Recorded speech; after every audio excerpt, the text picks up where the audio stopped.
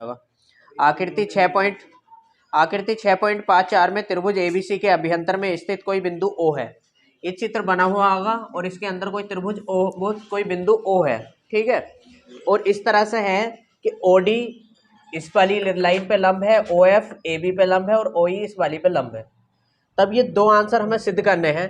तो पहले दिया है, लिख लेते हैं, त्रिभुज एबीसी के अभ्यंतर अभ्यंतर का मतलब होता है अंदर, अभ्यंतर कोई बिंदु ओ है तथा ओडी लंब बीसी कॉमा ओई लंब एसी कॉमा ओएफ लंब एबी है। इस क्वेश्चन में कोई नहीं बोलेगा, समझ रहे हो नहीं? सिद्ध करना है क्योंकि बड़ा सवाल है, फिर समझ में भी नहीं आएगा। सिद्ध करना है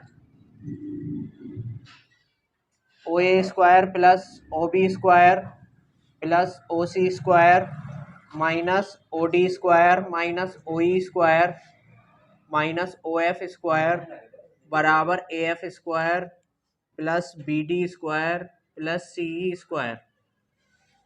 second part, A F square plus B D square plus C E square बराबर A E square plus C D square plus B F square. ये हमें सिद्ध करना है। दो पार्ट है इसके, सही से देख लो जरा ध्यान से। अब इसके लिए हमें करनी पड़ेगी रचना। अब रचना का कैसे पता चला कि रचना ही करनी है इसमें?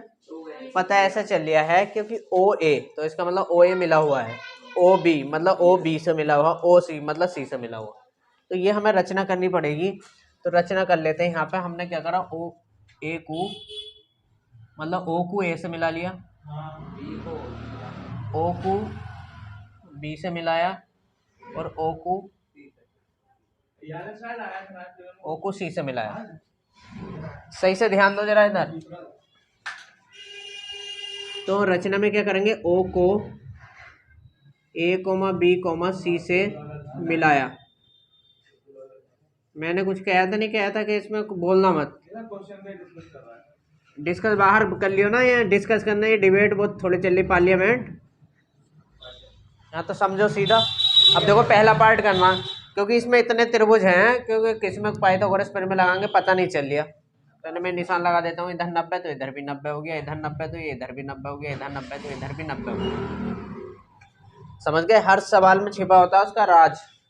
जितने भी ये सवाल पढ़ेंगे अब पाइथागोरस प्रमेय के, जिसने वो पकड़ लिया वो उसके लिए सबसे आसान है। ना तो ये बच्चे याद करते हैं, क्योंकि टीचर से भी एक्सप्लेन नहीं हो पाता सवाल। आधे तो ट्यूशन पढ़ाने वाले से छुड़वा दें, कहते हैं ये फालतू को ये नहीं आता, अगला पेज पलटो। बहुत से निशान लगा देते हैं, फिर में कर लो, ये बेकार चैप्टर है, क्योंकि पढ़ाया नहीं जाता। और पढ़ाते हैं, याद करके आते हैं, कोई किसी ने सवाल पूछ लिया उनसे बताया नहीं जाता। जरा सा सवाल कोई पूछ ले, इस त्रिभुज में क्यों ले रहे, इसमें क्यों ना ले रहे, तभी घूम जाता टीचर भी। तो देखो पता कैसे चलेगा, पहला पार्ट कौन से त्रिभुज से आगा। तो हम पहले ओ ए पे कट लगा देते हैं, ओ बी पे कट लगा देते हैं, ओ सी पे कट लगा देते हैं। यहाँ तक लगा लिए कट। ओ डी पे कट लगा देते हैं। ओ डी कहाँ है? ओ डी पे कट लगा दिया। ओ ई पे कट लगा दिया। ओ एफ पे कट लगा दिया। ए एफ पे कट लगाया। बी डी पे कट लगाया। सी पे कट लगाया। तो जिस त्रिभुज में तीनों कट आ गए उसी त्रिभुज में पाइथागोरस प्रमेय लगेगी, पहला पार्ट आ जाएगा। तो इसका मतलब ये वाला त्रिभुज आ रहा, ये वाला त्रिभुज आ रहा, ये वाला त्रिभुज आ रहा। इन तीनों त्रिभुज में प्रमेय लगा के जोड़ देंगे तो ये पहला आंसर आ जाएगा। समझ गए? यही पकड़ना है इस सवाल में, समझ गए? क्योंकि कोई याद करके तुम्हें पढ़ागा और तुमने पूछ लिया इसे क्यों नहीं ले रहे, तो जवाब देना भारी हो जाएगा। तो हम सबसे पहले ओ ए वाला पकड़ते हैं। ओ ए वाला कौन सा है? ये वाला। बताओ कौन सा त्रिभुज है ये? त्रिभुज ए एफ ओ में 90 डिग्री वाले त्रिभुज को जब भी लिखो तो 90 को बीच में ले करो। पाइथागोरस प्रमेय से, पाइथागोरस प्रमेय क्या कहती है? कालू का स्क्वायर बराबर आलू का स्क्वायर प्लस लालू का स्क्वायर। कालू बोलते हैं, मुझे ऐसा लगा कभी स्वयं अपनी तरफ को ले जाइए। चल अच्छी बात। कर्ण स्क्वायर देखो 90 से सामने वाला कर्ण होता, आधार किसी को भी मान लो, आधार ये और लंबी। कर्ण स्क्वायर मतलब एओ स्क्वायर, एओ ओ ए लिख रहा है तो ओ ए लिख लो, ओ ए स्क्वायर बराबर आधार ओ एफ स्क्वायर प्लस लंब कितना ए एफ स्क्वायर, समीकरण नंबर 1। ओ बी वाले में आ जाओ। अब ऐसे ये कर्ण आधार लंब कौन सा त्रिभुज है, त्रिभुज ओ डी बी में। अब लिखने की जरूरत नहीं है पाइथागोरस प्रमेय से। कर्ण स्क्वायर मतलब ओ बी स्क्वायर बराबर आधार कितना बी डी स्क्वायर और प्लस ओ डी स्क्वायर, समीकरण नंबर 2। ऐसे ही तीसरे त्रिभुज में सी ई ओ में, त्रिभुज सी ई ओ में कर्ण स्क्वायर, कर्ण कितना है देखो 90 से सामने वाला कर्ण, इसे आधार ले लो और इसे लंब, किसी को आधार लंब किसी को भी ले लो, कोई दिक्कत नहीं है। कर्ण स्क्वायर मतलब ओ सी का स्क्वायर बराबर आधार, आधार कितना सी ई का स्क्वायर प्लस लंब कितना ओ ई का स्क्वायर, समीकरण नंबर 3। अब देखो इन तीनों में प्लस लगा हुआ, ओ ए में, ओ बी में और ओ सी में, तीनों में प्लस, ये बता रहा है कि तीनों को जोड़ दो। सब क्वेश्चन ही बताता चला जा रहा है, हमें ऐसा करो ऐसा करो। समीकरण 1 + 2 + 3, लेफ्ट हैंड साइड जोड़ेंगे O A square plus O B square plus O C square. अब राइट हैंड साइड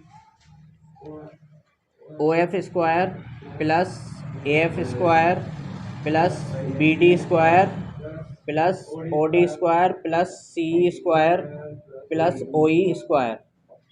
अब देखो इसमें ओ वाले एक तरफ है, सब ओ वाले एक तरफ है, तो ओ वाले ये इधर ले आएंगे बारी बारी से, प्लस के इधर उठा के लाएंगे तो माइनस हो जाएंगे। सवाल के हिसाब से लगाएंगे, देखो O A square plus O B square plus O C square, O C के बाद पहले इसने ओ डी लगा रखा तो पहले ओ डी ले आओ, minus O D square minus O E square और माइनस ओ एफ स्क्वायर, और इधर अपने आप वही बच जाएगा जो ये आंसर में मांग रहा है, A F square plus B D square और प्लस सी स्क्वायर। इसका मतलब पहला पार्ट हमारा,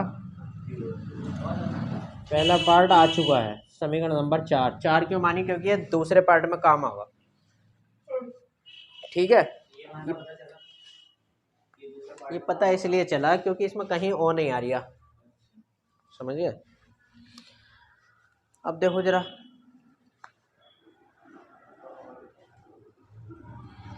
अब सेकंड पार्ट करते हैं इसका। सेकंड पार्ट का पता कैसे चलेगा, इधर ध्यान दो जरा। अगर उसने फर्स्ट पार्ट ना दिया तो सेकंड पार्ट का कैसा पता चलेगा, सेकंड पार्ट का ऐसा पता चलेगा, फिर कट लगाओ दोबारा से, ए एफ, ए एफ ये कट लगा दिया, बी डी, बी डी ये कट लगा दिया, सी ई, सी ये कट लगा दिया, ए ई, ए ई कहाँ है, ये वाला डबल कट लगा दिया मैंने पहचान के लिए, C D double cut, B F कहाँ है डबल कट। अब इस सिंगल कट वालों पे तो हमने पहले से ही लगा रखी पाइथागोरस प्रमेय, अब ये डबल कट वालों पे लगानी, तो बचे हुए त्रिभुज बचे हमारे, तो इसका मतलब बचे हुए त्रिभुजों में लगा लेंगे प्रमेय जैसे लगाई थी, और इसी के जैसा बना लेंगे। अब देखो बचे हुए त्रिभुजों में एक एक करके बोलो जरा, कहीं से भी शुरू कर दो। ये बचा हुआ त्रिभुज है ना जिसमें मैंने गोला अंडा बना रखा, त्रिभुज ए ई ओ में, त्रिभुज ए ई ओ में, ये हम सेकंड पार्ट कर रहे हैं, सेकंड पार्ट डाल दिया मैंने, त्रिभुज ए ई ओ में पाइथागोरस प्रमेय से, पाइथागोरस प्रमेय से। पाइथागोरस प्रमेय क्या है, 90 से सामने वाला कर्ण, आधार और ये लंब, कर्ण स्क्वायर बराबर आधार स्क्वायर प्लस लंब स्क्वायर। कर्ण कितना है देखो एओ, तो हम लिख रहे हैं ओ ए, ओ ए का स्क्वायर बराबर आधार, आधार कितना ओ ई का स्क्वायर प्लस लंब कितना ए ई का स्क्वायर, समीकरण नंबर 5। अब इस वाले त्रिभुज में आ जाओ, सी डी ओ में, त्रिभुज सी डी ओ में पाइथागोरस प्रमेय लगा देंगे, 90 से सामने वाला कर्ण, आधार और ये लंब।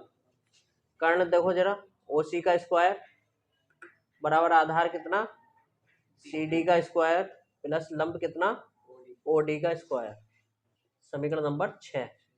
अब कौन से त्रिभुज में?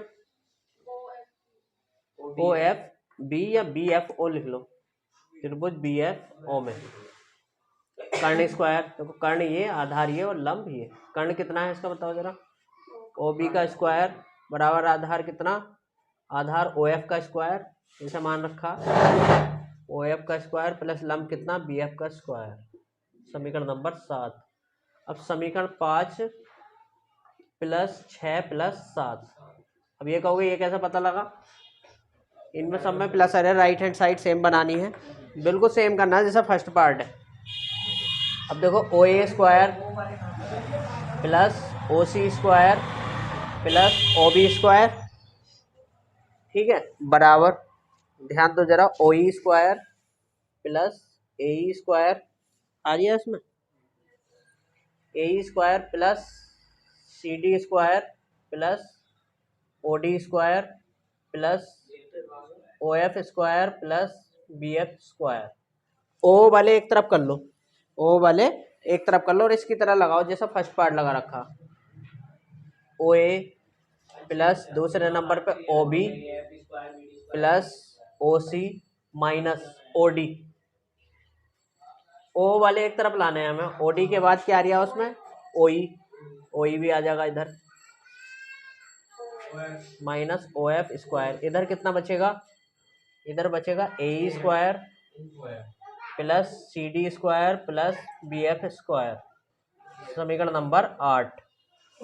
अब देखो लेफ्ट हैंड साइड दोनों की समान हो गई, तुलना कर लेंगे दोनों की तुलना करेंगे तो ये राइट हैंड साइड दोनों की बराबर आ जाएगी। पहले सवाल का आंसर और इस सवाल का आंसर दोनों बराबर हो गए, नहीं हो गए? तो हम लिखेंगे समीकरण 4 और 8 से, समीकरण 4 बाय 8 से, समीकरण 4 बाय 8 से A F square plus B D square और प्लस सी ई स्क्वायर बराबर किसके हो गया? A E square plus C D square plus B F square के। ये आ गया second part, hence proved. Second part करने के लिए भी 6 के 6 त्रिभुज में लगेगी। फिर मैं